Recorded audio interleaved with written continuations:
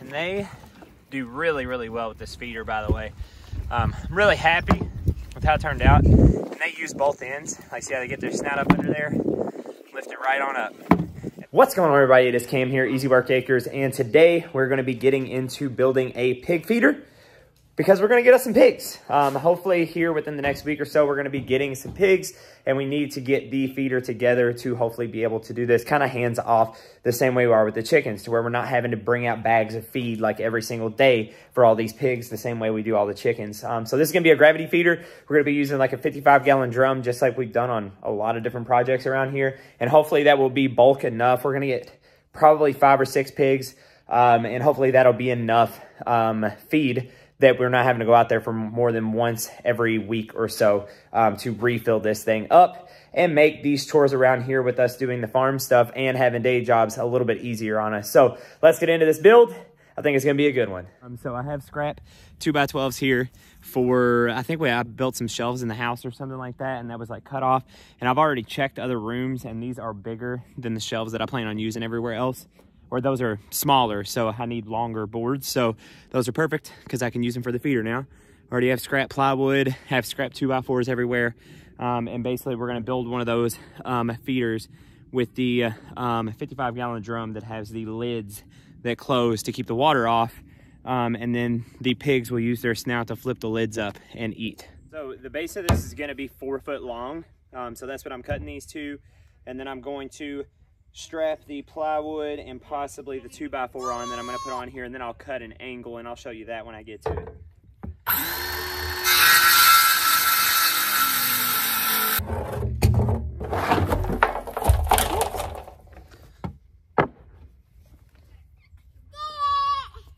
All right, so we got our sides cut. So this is our 4 foot length and the 2x12 height. And then we have these 2 foot long boards that are gonna go on this because it is a 2 foot by 4 foot length. And basically once I get these 2x4s on here on the bottom, I'm gonna cut an angle off of this, and then there'll be a lid, and it'll be the same on the other side, an angle with a lid, and then the barrel's gonna sit right here in the middle that feeds this whole thing. So I'm gonna go ahead and tack this thing together with a nail gun, and then make the cuts of the angle that I'm gonna make.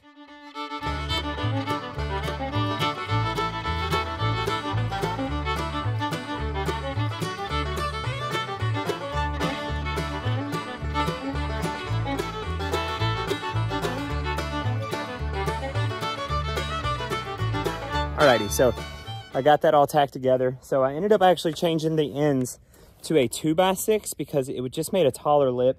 2x4 didn't seem enough. Could probably double up 2x4s to make it work or something, or rip one down. But again, I had scrap 2x6 laying around, and it's only 2 foot length, so it didn't need to be a long board to get what I needed. And those other 2x4s are gonna get used there on the sides of the barrel. I do think I'm gonna notch those out to where they drop down and I have more of meat to screw to on those boards. But aside from that, tacking that together, and then I'm gonna take that barrel back off of there and figure out the ramp that's going to dump the feed and cut the bottom out. So let's get into that next. All right, to show you what I am talking about, I notched those out so that it just gave me more to nail to, so I could keep using my nail gun and make this go a little bit quicker. And then that gap between those is like a 2 foot by 2 foot square. So I cut a 2 foot by 2 foot sheet of plywood and then traced my barrel. Now, something to take note on is that this is the bottom of the barrel, which is gonna be the top. This is the bottom of my barrel, and it has this beveled, rounded in edge. So what I do is I put this 2 foot by 2 foot like so, and then I'm able to set this right in there. So now a little closer look, you know, it's a nice tight circle. Now I'm still going to be putting a curtain over this to allow water runoff, but that'll work just fine. And it should keep that pretty well sealed without the curtain, but we're adding the curtain because I don't want any water getting in there. That's where the feed's gonna go. Now the last thing before I make the angle cuts for the doors and all of that is to get that piece tacked down, but first making me plywood ramps that kind of, when I pour it in there, it dumps the feed that direction and that direction so that we can get this thing rocking. So, all right, just to kind of give you an idea what I got going on here, these are the scrap cutoffs from the 2x12s, and they're tacked, you know, nailed from the outside. And yes, they're separate and they're wobbly now, but they're gonna be strapped together by the plywood that I'm putting in. So, and also note, I ripped it to where it's shorter than the outside 2x12s, so that once I slide these ramps in here, that they don't sit too high above that. It's okay if it's a little, but you don't want like a giant lip. Now you got ramps to your outside trays. I'll tack that with some nails down the middle, and then I'll tack that circle piece on, and then I'm gonna put my barrel on. And then the last thing is to rip the corners and put the lids on, and then just have a way of strapping the barrel to this. All right, so that's all tacked together. And when you look down in there, the feet will hit those ramps, shoot out to the outside, the pigs can get to them. And now I'm gonna cut an angle here and put lids on that the pigs are able to flip up with their snout. And then I'm gonna put some uprights here that I can strap this bucket to. All right, so how I'm gonna do this part, because I've seen a couple ways of doing it. I've seen some people use ratchet straps, like they'll build some kind of upright like this, and then they'll ratchet strap the barrel on. But I have these holes to plug anyways, so I'm gonna put this on here, and then I'm gonna put a 2x4 on the inside of the barrel over that hole, and then tack, like nail this together or screw it together, probably screw it together. And I think that would be better, one, because I gotta block those holes anyway, so being able to put a 2x4 block over that hole and over that hole will just make sense for plugging the hole on this and being able to reuse this barrel. But also, a ratchet strap just seems like something else that I'm gonna end up having to fix or replace or something down the road. All right, we're about at a stopping point because I have to get some hinges for this bad boy. That's another thing. I was able to dolly this over here just like I was the A-frame. So this is another thing that I can move with just a dolly when it's empty, which is pretty awesome. But I need to get some hinges, I have some old hinges, but I don't feel like going all the way down to the barn to get them. So we're going to put a weight on that. But I ended up tacking all that beam all the way up. And then what I ended up doing for patching those holes is cutting some squares of this old roofing metal and putting it on there and sewing it to the wood all the way up on both sides. So that is strapped on there nice and tight. That hole is well covered and slapped tight with metal. This is the doors. So when I made the doors, so like this is 2 foot wide. This door is 26 inches wide, so that there is like an inch overhang on all sides, including down here. There's like an 1.5 inch overhang, and it won't be butted all the way up. It'll have a little space because of the hinge, but then the pig will be able to get its nose in there, lift this up, and be able to eat, which is totally new to me because chickens can't open doors, and that's what I'm used to, is trying to create feeders for chickens.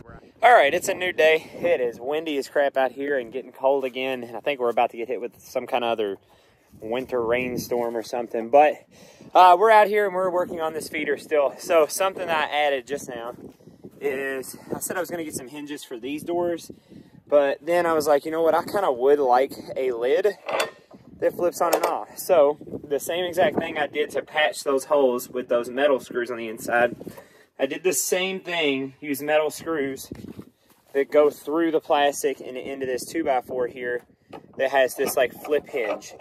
And then I'm gonna put a roof on here, a metal roof, that will be my lid essentially, and it is going to be able to flip up and open on the top. And then that way, so like when it opens, I'm gonna have a thicker board that'll kind of have a little bit of slope to it so water will run off. So when it opens, it should open more than 90 degrees, just a little bit. And then I'll even probably put a latch to this other piece of wood, so something will latch it when it's open, so you don't have to worry about the wind blowing it closed on you while you're filling it. But that'll keep the rain off, and then I don't have to worry about taking a lid all the way off, all the way on, putting a brick on it and all this other stuff, and it'll already be attached. And hopefully that will make it easier for not only me to refill the feeder, but also my wife not having to like pull off scrap metal, especially if it's like super windy. And it's windy out here all the time. Like out in the open field, it's windy all the time. So having to like pull off a piece of sheet metal that keeps all this dry all the time as our lid it just makes more sense to me to make it attached to the barrel and make it a flip lid that makes it easy to open, dump your feed in, close it, and be done with it, and not have to carry around a cinder block. And it'll probably look nicer too. So that's the plan. Got the board on there, got a hinge on there. I'm gonna put the hinges on these lids, and then I'll start constructing this roof.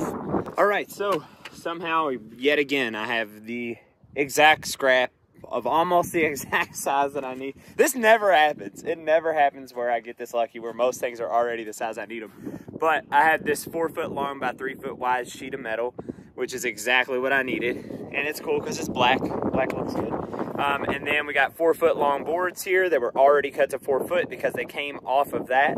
And I'm just gonna replace the boards where I need them. And then this 3 foot piece here, just shy of 3 feet, and it is strapped to that hinge that I needed. So basically, I'm gonna flip that metal on its back, run those boards down it, and then attach it to that hinge there, and it's ready to go. And then I have a roof on this thing. All right, just to give you a quick look at what I got going on here, you know, nothing perfect, just 2 outsides, 1 down the middle, and then something across just to kind of like structure this up a little bit. And then that end is where the hinge is gonna be strapped to. And then I attached them across the bottom here. And now it's sewed up really good. So the roof is on. You can see it's got a little bit of a slant to it. It's not gonna keep everything perfectly dry, but it's dang sure gonna help a lot, because it can't help anything that's gonna blow in from the side, but from the top, at least some of this will run off, and it will run past this lip here. And then I can open this up pretty easily. It'll hang on there, and then I can fill the feed. And then when I'm done, close. And it doesn't have to be, you know, awesome. It just has to work.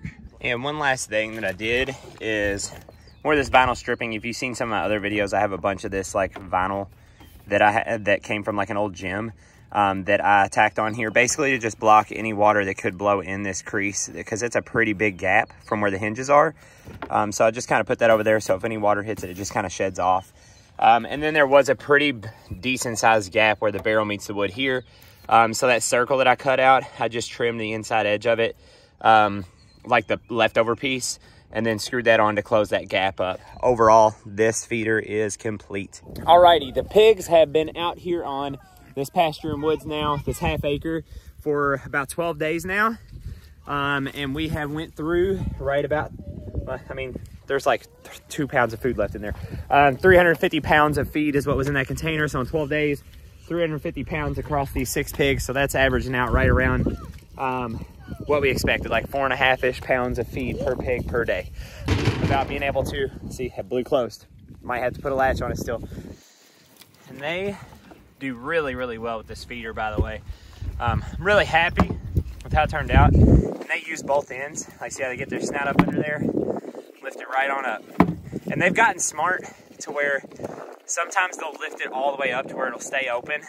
They were doing that at first. It does seem like they're letting it drop now, but if it does become a problem to where that lid stays up all the time, I'll put a bumper on it to where it can't open all the way. But they are doing really well with this feeder. I'm happy with it. They don't dump all of it on the ground. They did the first day or two when we very first got them, and then they probably got smart to it and got tired of having to eat their feed out of the mud. So they don't do it anymore, and they eat out of there, and we don't have a lot of waste.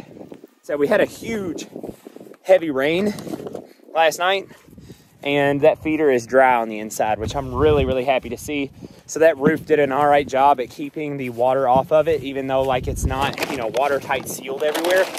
And the lids being over the feed and the roof on there, the combination of the two kept it pretty dry in there. So I'm gonna finish feeding these pigs, and we'll follow up in another week or so. If you liked this build out, liked this feeder and everything, please like, comment below with any other ideas you might have or things that I could make improvements on or whatever. And subscribe to the channel. We'd love to keep having you. This is going to be our first time doing pigs. So hopefully this thing works out. I'm sure you've seen other videos of similar feeders like this. So this isn't just like out of thin air. This is me pulling from other ideas and then just kind of putting my own spin on it and stuff. for us and our situation. So we're going to be also doing a pig waterer. And then I had this A-frame out here, but that's part of the main video of just preparing this whole entire operation for pigs. So there is a full-on video for this entire build out of our paddock before we get our pigs here soon. So please like and subscribe to the channel. We'd love to keep having you, and you all have a good one. See you in the next video.